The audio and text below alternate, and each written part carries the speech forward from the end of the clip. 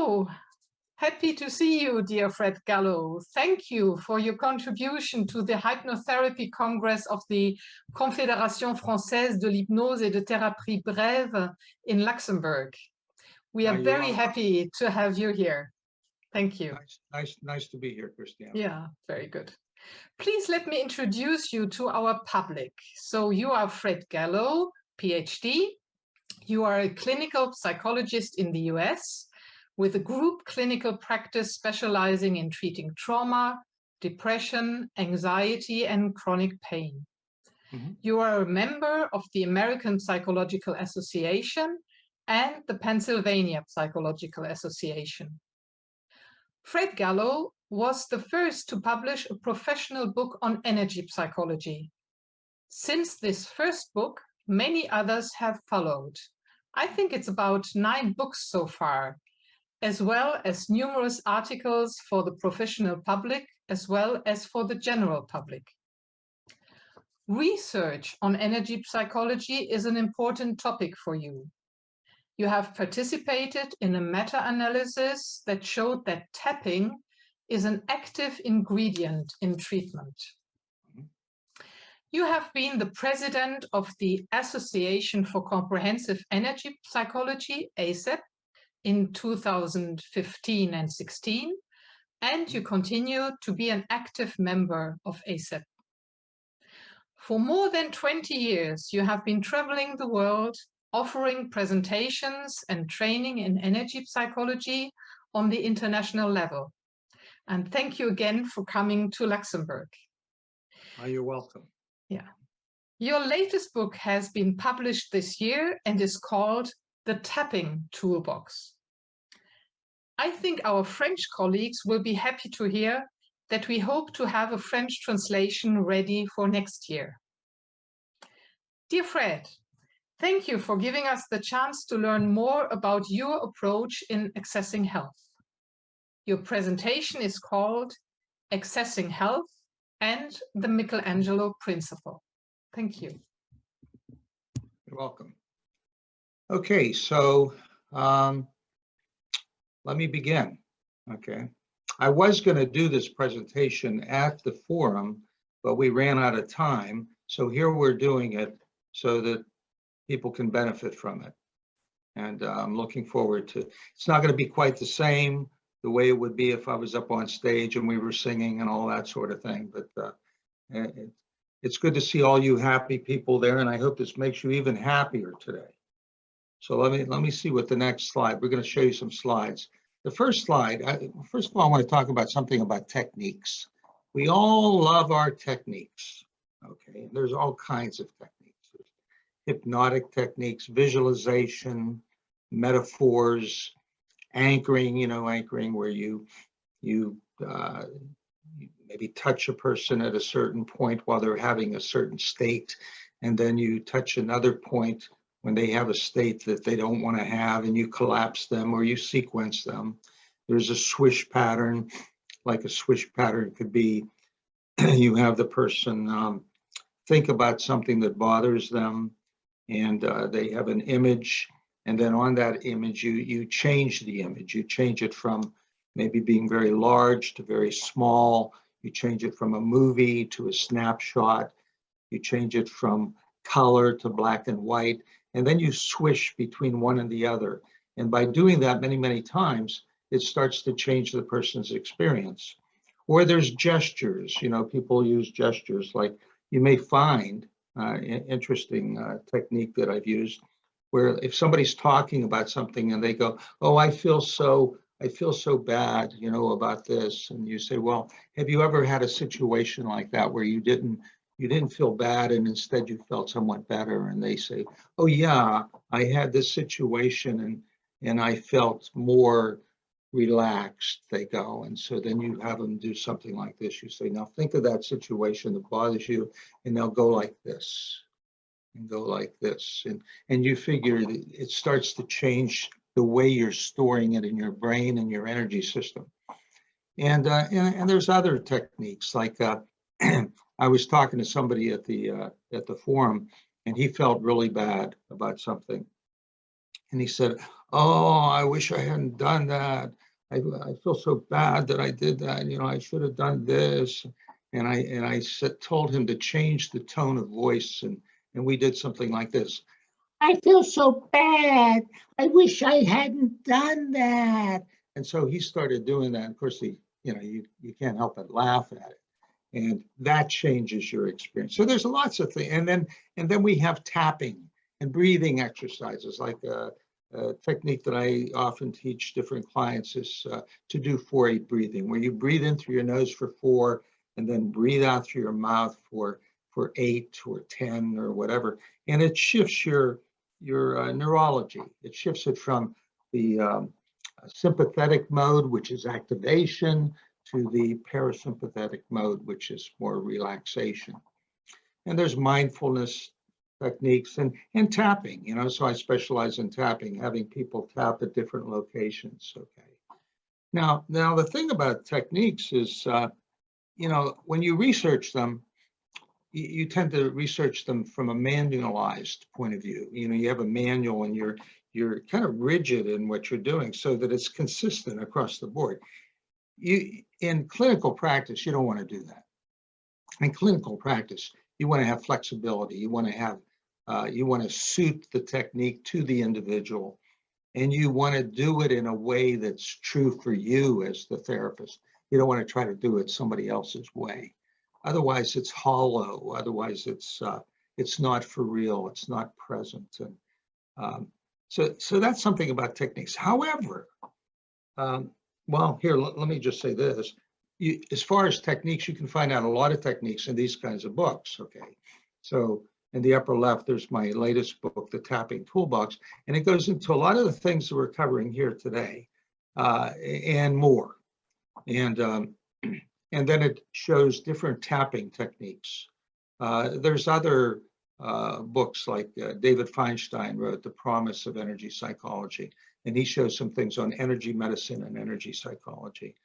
Roger Callahan, who is really the founder of the tapping techniques, he had the book, The Tapping the Healer Within, and it goes into many different tapping routines for treating different kinds of conditions.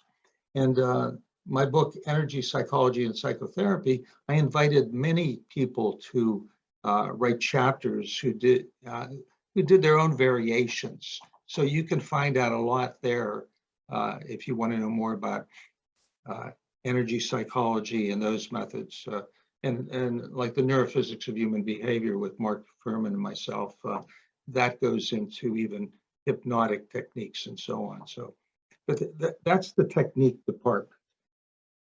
However, let me say this. Have you ever encountered this? Okay, so here you are, the therapist, okay?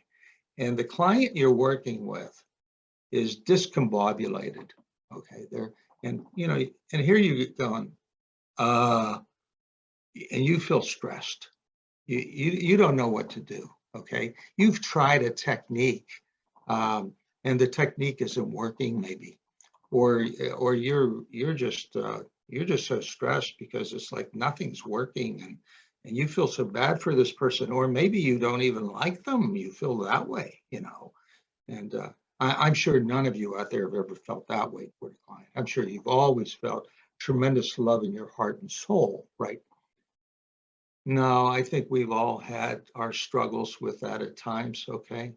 And so if you're going to try to do a technique while you're in this kind of a state, I venture to say it's not going to be very effective, It's not going to fly. And there's a reason for that, I feel. And I'll go to this. There was a physicist many years ago. I'm not sure when that was. It might have been in the 1800s, somewhere there. Christian Huygens from Netherlands. And he loved pendulum clocks. And he made pendulum clocks. And this isn't a good representation of the kind of pendulum clocks he made, but it'll illustrate the point. One day he noticed that all of his clocks were swinging synchronously.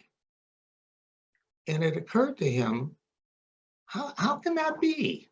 You know, I made that clock over there a year ago, and this one I just finished 2 weeks ago, and this one I just put it together the other day. And they're all swinging the same. How can it be, you know? I mean, they should be all haphazard. And so what he did is he stopped them and he started them all off in a random ways. And within a short period of time, I don't know how much time passed, but they were all swinging the same. He knew that that phenomenon happened, but he didn't know why it was. And later, from what I understand, physicists discovered that what would happen is that the clock with the strongest spring ruled, so that the other clocks synchronized to it. Now, the reason for that, I mean, it was just very common sense thing, you know, they're on a beam, and the strongest clock sends out this vibration, and so the other clocks would synchronize to it. Now, that has a lot of implications for therapy, I think, because if the client is so distressed and their vibration of distress is the highest level, and you synchronize from that, you get to go home feeling pretty worn out. And you're not in the position of being able to influence that situation very well. Okay.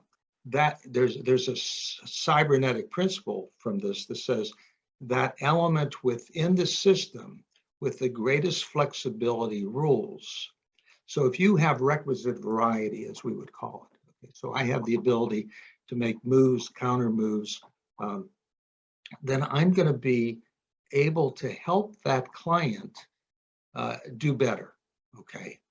And not that you want to, it isn't about you controlling them, running their life or anything like that, but being in a state of health so that they will synchronize to your health. Okay, so Michelangelo had this idea, and I guess this is a direct quote from him. He was sculpturing an angel, and he said, "I saw the angel in the marble and carved until I set her free." So he saw it as the figure was already there in the stone, that he wasn't making it, he was just freeing it. He would see it there. He believed it was there. And then he freed it. And the same kind of principle applies to working with your client. So think of it as the soul and health are within the client. So now, if I'm working with a client and they're really, as I said earlier, discombobulated, okay, they're stressed, they're distressed, they're depressed, they're anxious, they're panicked.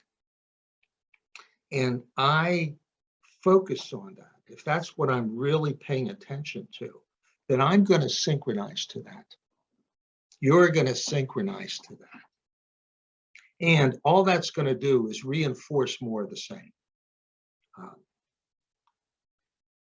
If I or you, if we keep our eye on the soul, the health within the person, if we really believe that in our heart and soul, that that's really there. So you notice this kind of, excuse the phrase, the kind of craziness around it, okay? The client is caught up in this, the patient is caught up in this, but I'm keeping my eye on this health within. My energy is going to stay stronger. You know, I've done this in workshops where I'll have a therapist and a client will be there. So somebody comes up and role plays their very difficult client, and so I'll do some muscle testing, and I'll as the client, the quote client is going on, the therapist generally tests weak, and because they get caught up in the moment of of that distress. Then what I do is I take the therapist aside and I say, I'm going to tell the therapist the secret of life. And the secret of life is the soul and health within. So I tell them about that. And I said, now you don't have to really do anything other than just be there with that awareness and just keep your eye on that soul. And I said, sometimes, what I do is I just sometimes look toward the person's heart at times and just to kind of anchor that for myself, that I see that health within the person. So anyway, the therapist is there.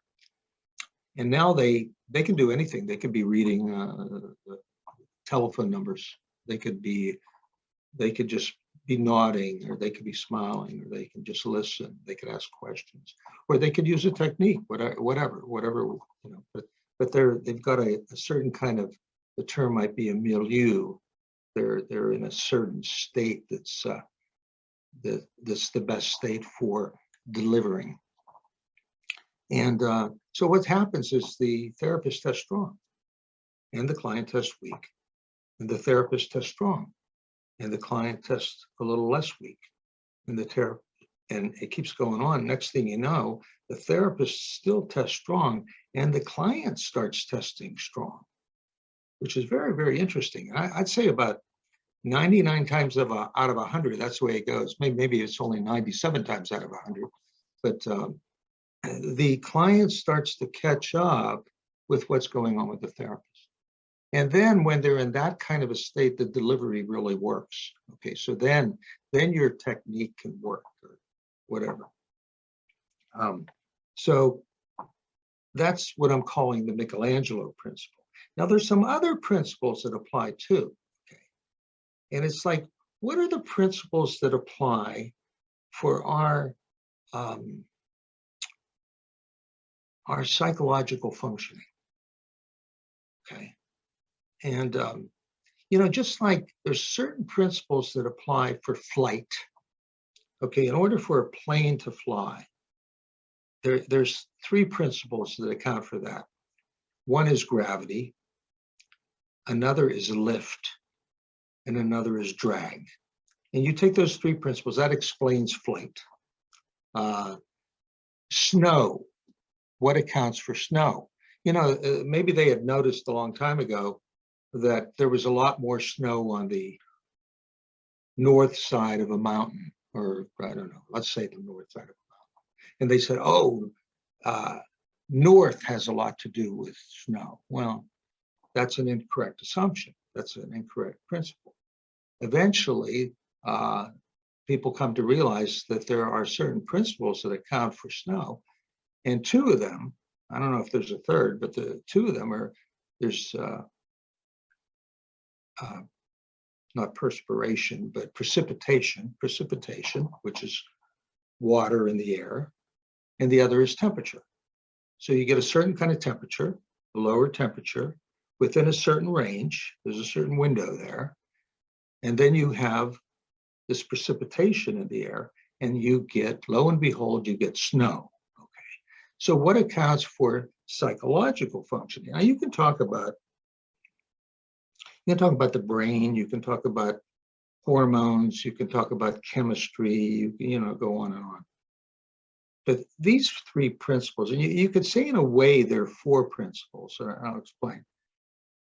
That the one principle, and by saying the fourth principle, they're all aspects of energy. They're different types of energy. But they're principles. Okay, so they're principles. Mind is one of the principles, and it's like it is the intelligence principle. It pervades the universe, and so there's this kind of universal mind. Physicists would call it energy. Okay, psychologists would call it mind. We use the term mind. Theologians would say God, but we're all talking about the same thing in a way. It's this intelligence principle. You see it in animals, you see it in plants, you see it in humans, okay? And then, so there's this universal, but then there's this individual personal mind, okay? And each of us has our personal mind. And so it's So we, in a sense, we live in separate realities because, you know, so you got your personal mind, you got universal mind. Then what mind is kind of a formless energy. And what happens is within mind, thought occurs. And thought is that energy in a specific form. And there's two kinds. First of all, one thing about thought, it's energy. It's not, in a sense, yeah, it's real thought, but it's not concrete real. It's more of an illusion. It's more of a blueprint, okay?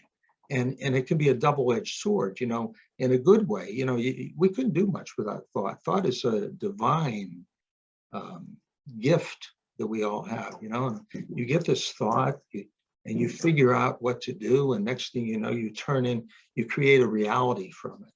Or we create destruction from it, okay, without knowing, okay. The higher our level of awareness about thought, the higher our thought recognition, the better. Then we're more free. Now, the interesting thing with thought is then we have consciousness. Oh, let me go back to thought for a second. There's a couple kinds of thought. One is our thinking process. It's a processing thinking. It's working. It's in a good way, it's analysis.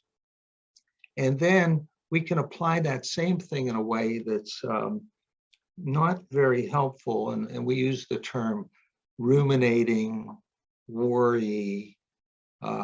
If you direct it toward the past, it could be resentment, regretting, and it kind of like looks like analysis, but it really isn't. And it goes around and it creates a lot of distress for people. And then there's another kind of thinking you could call inspirational thinking or receiver mode. You know, you clear your mind. You're not doing processing thinking. You have a question. You're trying to figure something out, and you're kind of stumped. And you clear your mind, and you just wait. And you know, if I just clear my mind and I wait, the answer will arrive. Okay, ask and receive, kind of thing. You know, and next thing you know, it occurs to you, and you go, oh yeah. And it's a very relaxed, wonderful kind of experience when you get that. Now, let's go to the other principle of consciousness. Consciousness is the ability to experience something as being real, and it's also a level of understanding. Okay, so if a person has a high level of understanding, it's different than a low level of understanding. If you have a low level of understanding about thought, you may not even realize that thought is involved. You just think it's all external reality. It's really that's going on. But if you realize that thought is an internal game, then you're more along the lines of something called internal. It's an internal frame of reference. There's external locus control, internal locus of control. Internal locus of control, I realize that I have the power to decide something. I can do that. I realize that thoughts are my thoughts, or that it's thought. And external locus of control, you don't even notice that, or it's like I have no control over thought, or it's not even about thought. It's about, you know, it's not that I think that he's bothering me, he bothers me. Okay, it's external. Now, because of consciousness, we can experience thought as real, even though it isn't real. Now, it takes something to get to this kind of understanding, but if you get to this understanding, this higher level of thought recognition, then you start to, it's very generative, I find, that we start to move toward a higher level of emotional freedom and so on. And I can give you an example. Years ago, I used to go through some depression. And I remember this was in the early 90s. And I started looking at these concepts. And I started realizing that sometimes our minds get very sticky, that I get in a lower mood. And when you're in a lower mood, you tend to get hoodwinked by your thoughts more. And so one day, I woke up and I'm getting out of bed and I'm feeling down. And this happened, this was very quickly the way this happened. I'm walking on the way to the bathroom. And I realize that I'm caught up in all this stuff that happened a long time ago that's bothering me. And I'm feeling down. So I'm this thought, this memory, and thoughts are memories are thoughts, right? And it hit me. I thought, I must be in a low mood. And I thought, all these things that I'm being bothered about right now, they didn't bother me yesterday. And nothing has really changed because these are things from a long time ago. So it had to be that I was in a lower mood. And all of a sudden I could see that it was thought, and that thought wasn't real. It was a mirage, an illusion. So I would notice a thought. I would go, oh, there's a thought. And then it would just sort of dissipate. And then there was another one. And I thought, oh, there's another one. And it dissipated. And as I was in a role with that, I wasn't even trying. I was just observing. I go, oh, that's another thought. Isn't that interesting? And next thing I know, at some point I was driving to work and I realized I felt really good. And I wondered, when did I start feeling really good? What accounted for that? And it wasn't any work. It was just a higher level of understanding. So anyway, that illustrates something of these principles. And the Michelangelo principle, I think, goes along with that too, because you're utilizing thought in a very healthy kind of way of looking at the health within the person. And as you do that, that gets you more into receiver mode too. You get the drift, get into receiver mode. And so those inspirations occur, which can be very beneficial to you and your client. Now, I just want to bring aside, there's an idea of, there's two ways of doing, I could say treatment techniques, whatever. There's bottom up and top down. When you're going top down, you're going from maybe thought to the effects of thought on the way you feel. And when you go bottom up, you're going into the body and how and so it addresses specifically the body. Tapping techniques like EFT, TFT, the midline technique, combine both of those because you're targeting something that somebody feels.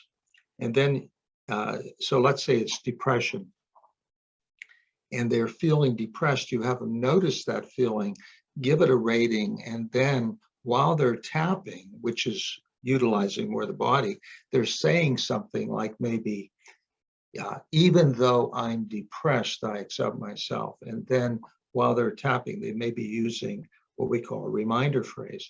And they would be saying, this depression, this feeling of depression, this emptiness in the pit of my stomach, this feeling of hopelessness, or whatever the words are. So you're bringing up the thought, and at the same time, you're doing tapping. So it's both a bottom-up, top-down approach at the same time. And I think that's pretty effective when you do it that way. Bringing it all in together. So I just want to illustrate, in case if you don't know these things, these are some of the points for tapping. So to do this, for example, let's say you were feeling anxious about your client, you're feeling distressed. You can use a technique to help you move toward more of the Michelangelo principle. It can support you getting there. Ultimately, you don't even want to have to do that. You want to just be able to see that. But we tend to fall into a pattern of getting caught up in the external world and what's going on there. So it can be very useful to do something like this. So let's say we'll stay with the Michelangelo principle and that kind of distress. If you're feeling distressed about the client, you could go like this. And any of you listening right now, you could try this. You tap the side of your hand, first of all, and you say, even though I'm really upset about my client, I accept myself. Even though I feel that nothing's going to work out here, I accept myself. Even though I'm really feeling distressed, I accept myself. Whatever words. So the formula is, even though I have this problem, whatever the problem is, I accept myself. You can also add a third phrase, which moves in the direction of the positive. So you go, even though I have this problem, I accept myself, and I choose to feel better, or I'm open to a miracle, or I choose to let it go, something like that. Then what you do is you tap. So you begin by tapping the eyebrow, and you go, this problem or this feeling of distress or whatever you're targeting, then the side of your eye, you could say again, this distress, under your eye, under your nose. Each time you could be reminding yourself of the issue that you're targeting, under your collarbones, under your arm. And I don't have this one listed here, but another option is to go to your inner wrist, which deals with the meridians that come off all the different fingers. So you just tap here and you say it again, this distress, and then you go to the top of your head. And you say it again, okay? Now I often add another element, which isn't listed here. I have the person tap at the center of their chest, and while tapping at the center of your chest, you do a breathing exercise. Maybe you breathe 4-8 breathing. So you breathe in through your nose for 4, out through your mouth for 8. Then you stop. And a good next choice is to look around. You kind of look around, look at the birdie flying through the air. You look at the computer screen. You look at your hands. I don't know. You look at something, and you sing a song. I don't know. You go, we will rock you. I don't know. So you kind of shift that, and then you stop and you think again. You bring it to mind again. You notice how you feel. By the way, I left something out. At the beginning, you could give it a rating, or 0 to 10, 10 being the worst, 0 being nothing. Or you just notice how it feels in your body and you see, is there a change? Does it feel somewhat better? So let's say it was an 8, and now you find it's a 5. Okay, so then you repeat it again. You do it again. You do it several times. Don't expect it to be a miracle the first time it all cleans it out. It could be several rounds before you really feel centered. And then you want to look at that whole thing. You go, yeah, I really got caught up in that thought.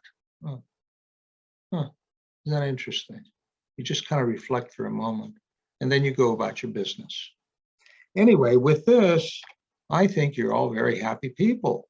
This will make you extremely happy. It'll make your clients happy.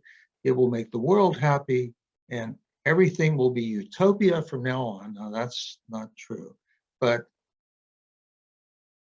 it's a nice thought anyway.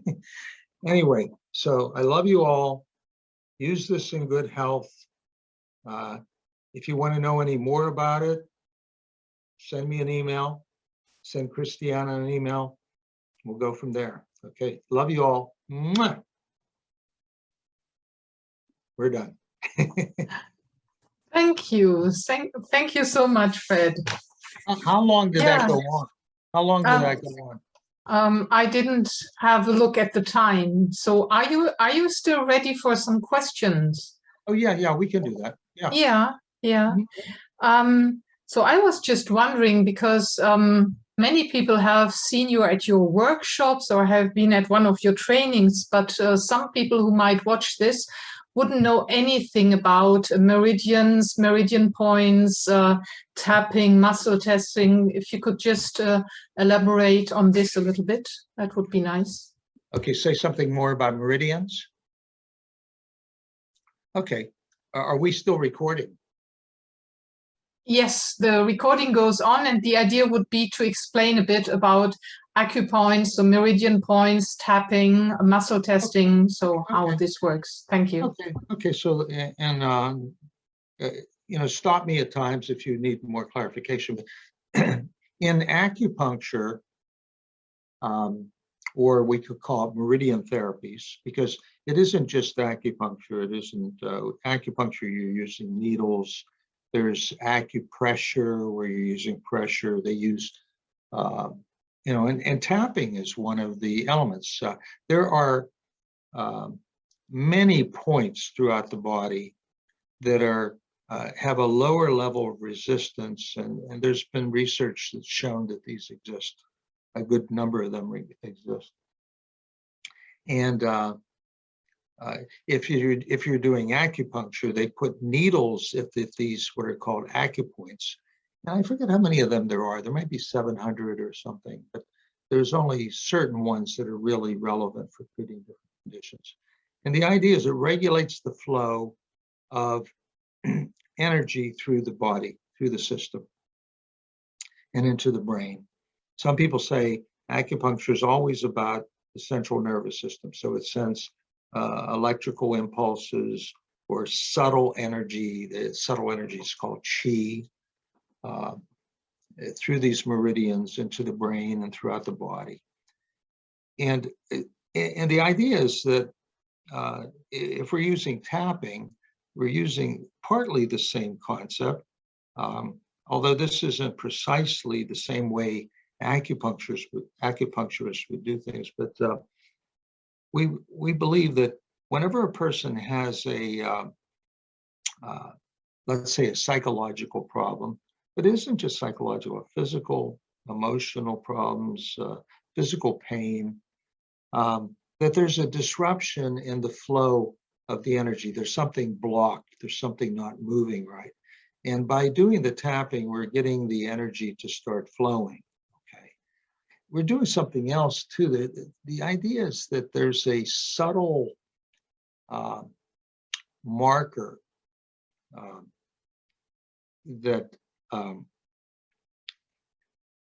it's like subtle information. In physics, they call this active information.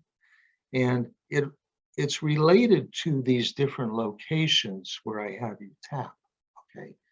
So that what it does is it collapses those markers and then allows the energy to flow, but also it creates chemical changes, you know, neuropsychological changes, you know, genetic changes. There's been research that's shown that tapping on acupoints has actually altered the way genes are manifested. It changes the cortisol levels, the stress levels, and so on. It'll also do this when it comes to a trauma. One of the things that happens in a trauma is the amygdala, which is a more primitive area of the brain that's always scouting the environment for dangers. It settles it down. It quells the amygdala, and then the person gets over the trauma because it can be processed better. So, but anyway, the point is that we found certain points that tend to be good points to tap. So the acupoints here at the eyebrow, that's on the bladder meridian. At the side of the eye, it's on the gallbladder meridian. Under the eyes, on the stomach meridian, and so on. It's not that this is just about the bladder. This is about a meridian system. And so we're tapping to release the block.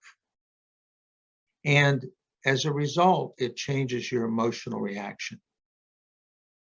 Did that explain that well enough, Christiana? Yeah, okay. So now what else did we need there? What is the other question? So maybe we can just stop the screen sharing so that we can see you better.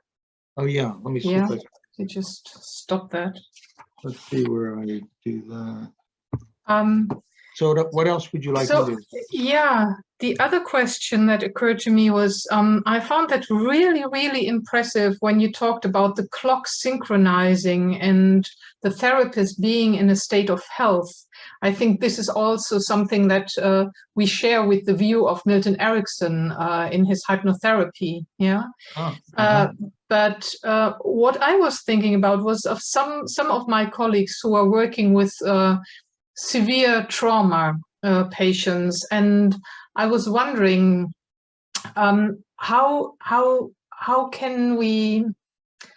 how can we stay in a state of health when on the other hand we need empathy for mhm.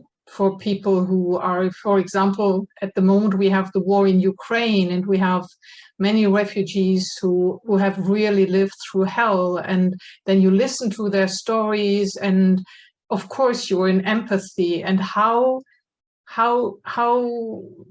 not to get caught up in that. What would Yeah, be yeah. your suggestion? And it's very common to get caught up in it because you identify with what the person's going through. And I think of it as there's a difference between, um, I think words like sympathy, empathy, and compassion, um, there's a difference, okay? Compassion, I prefer to come from compassion. And compassion is you recognize that this is a human predicament that this person's going through, human, and you feel, how can I put it? You feel, I guess compassion is kind of like a love for them, okay? Mm-hmm. And you know they're going through a lot, and but you don't go into sympathy, because when you're into sympathy, it's like you're identifying with it as though it's happening to you. I'm relating it to how did this happen to my children or whatever, okay? And then I feel terrible, and that lowers my spirit, okay? And it's not unusual for that to happen, but when you catch that happening, you realize that I just got caught up in that, and I'm not being there for them at this point. I'm kind of caught up in my own thing, and so you go back and you listen, and you and you look at their heart, their soul, and you listen, but you listen without getting really caught up in distress. I mean, you don't want to be, um, what is it? Looking for the right word. You don't want to be not caring. That wouldn't be good for you as a therapist either, and I don't think that would be good for the client. You care, but it isn't sympathy. It isn't like you're not stepping into their shoes and feeling that same way. I'm still coming from this compassion, this love and compassion. And so they say something like, this terrible thing. You say, oh, I feel bad for you. You maybe say, or it's and you listen, and you keep your eye on the soul, and you as much as you can stay in this healthy state, because that's going to help them. If you really care, then that's the state to be in. That will help them come out, okay? But then you have to have something you can deliver. And what I find is, people that have long-term trauma, that it goes way back, the relationship is going to be the most important thing at first, okay? You got to really have that connection with them first. If it's a single incident trauma, if it's they just had some bad thing happen and they're caught up in that, but generally they're in fairly good health, you still want to have a connection.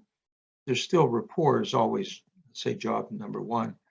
but then you can fairly quickly go into a technique. You can fairly quickly do tapping, or, you know, some people use EMDR or somatic experiencing. There's many different techniques, but you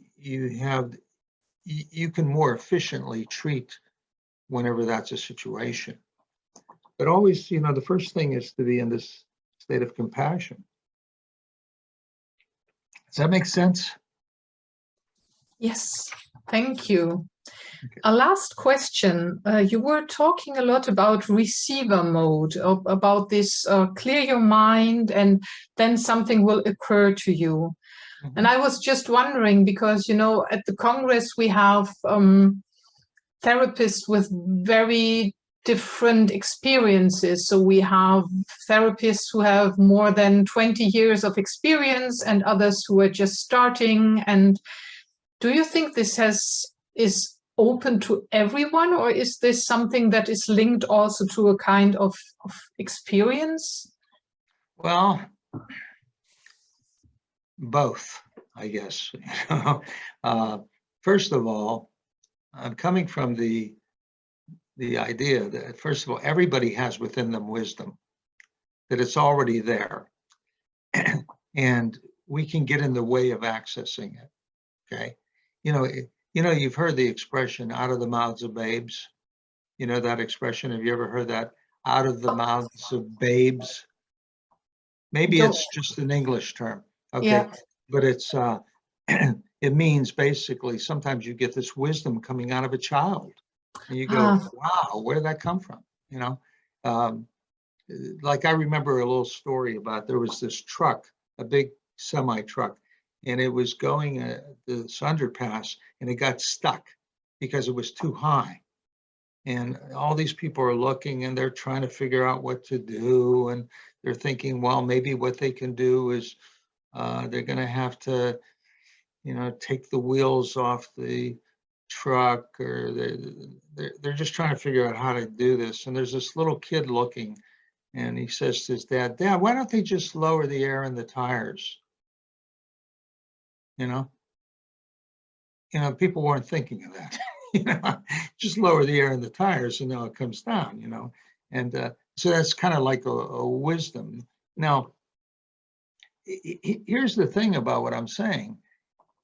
Whenever you know the experience of you can't, like I was doing something the other day. There was a song that I had heard on the radio, and I thought, oh, that's a pretty cool song, and I wanted to remember it, and then I forgot about it because and I thought, what was the name of that song? And I went down the alphabet trying to figure it out, and I was feeling, a certain level of stress about you're trying to recall this thing, and you can't. So I figured, no, I just got to put that out of my mind. Just got to put it out of my mind. And then, and that was yesterday. And then this morning, the song starts going through my head. Okay, so I can hear, and it was da da da da da da da da da da da da da da da da da da. And there it was again. Okay, what is the words to that song? What's the title of that? And then it hit me, going on the Ritz. And then I looked it up in the internet, and I was able to find the song. And we've all had that experience. Like I can't remember a name or whatever, and we're trying to process it, and then we just let it go, and somehow it comes, and that's receiver mode. Okay, so if you apply the same thing in therapy, you're across from the client, and if you're too much into processing mode, I got to figure out what to do here. What's the diagnosis, or maybe I should try this or that, and you find you're not really listening very well. So you clear your mind, you listen, you just listen and ask questions and listen, and you wait. And what will happen is something will occur to you that really suits the situation. And I don't know I mean, yeah, experience matters. But geez, I remember things that I did when I was in my early 20s where I had very little experience. And I wasn't a psychologist yet. I and I was working with kids that were juvenile delinquents in an institution for juvenile delinquency. And some kids, it just hit the mark, and I did things that helped them. Okay, and there's no reason I should have been able to do that. You know, I I didn't have a PhD. I didn't have years of experience, but somehow, sometimes somebody, has, you're just in the flow, and now I know there's this too. I think sometimes when people get caught up in a lot of learning, what I've seen with doctors, physicians, psychologists, that earlier on, they maybe go too much by the book. And later on, you start to understand that that's not the way to do things, that you got to really individualize it, and you got to do it in a real way. I remember a physician saying to me one time, he would work with people that had seizure disorders. And he said, Fred, he says, what I do is, he says, so I have this person who they have epilepsy. And so we do a blood test and we find out that they're not at a clinical level of the medication. So they don't have enough, whatever medication they're prescribing to control the Dilantin or whatever. He says, but they're not having seizures. Okay. So I find they're not having seizures. He says, why would I elevate the medication into maybe a toxic level when they're doing fine? Because now the book says I should elevate it into a certain range, but they're not having seizures. He says, I won't do that. Now, that's an experienced physician, and somebody earlier on would go, no, you got to go by the book. This is the protocol. This is how it's supposed to be. And, I understand some people might have to do that because they would be afraid they'd get sued if they didn't do it or whatever, but I think with experience comes a different kind of thing too. So there's value to experience, but at the same time, there's this kind of wisdom. I think that wisdom of what the doctor had to say about the Dilantin, that could occur to a younger person too. He could just say, no, I can't see having to do that.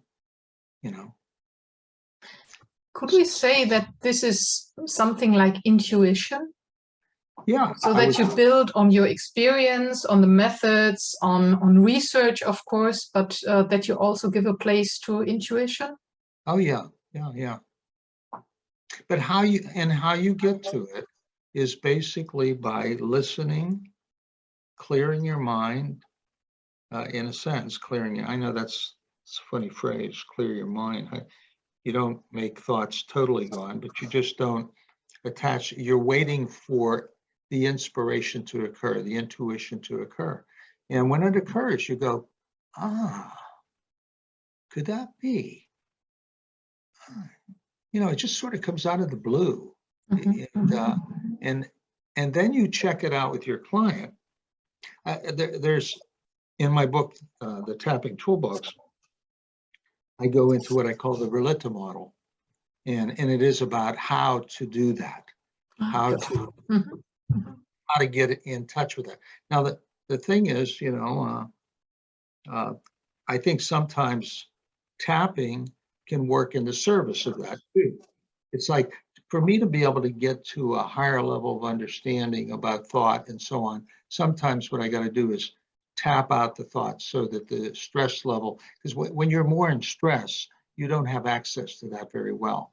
You have access to that better when you're feeling secure. I was just talking to a client who was she went into well, she's not a client of mine, she's a colleague I know. She had to go into a psychiatric unit. And boy, the way the people treated her there, I don't know what they were thinking. You know, here she went in, she's very distressed. And the therapist, they had a so-called therapist working with her. He was very confrontive and challenging, and made her even feel more insecure. And where's the common sense in that? You know, I understand that some people think that's what you're supposed to do, but it doesn't make sense. And so you got to create the right kind of environment for listening and feeling of security. When people are feeling insecure, they don't learn very well, and they don't benefit very well from therapy. I mean, you don't want to lie to them. It isn't that. But there's ways to do things that are more supportive. You know, you're very good at that. I mean, I know you. You elevate people very well. You know, so it's and that, I guess that comes with either that's the way you are, or it comes with experience. You got to believe that if the person's feeling distressed, they're not going to have access to their wisdom as well. That the wisdom is in there, not only for them, but for you too. Okay. Does that answer that? Yes. Thank you very much. And thank you so much for your time, Fred Gallo. We had the chance to have you for 1 hour instead of just a little presentation. So I'm really happy that we could do this, and thank you very much. It was good seeing you, good talking to your people. Just send this around. Hopefully it helps. It proves a benefit to people. Yeah, okay. Thank you. Okay, you take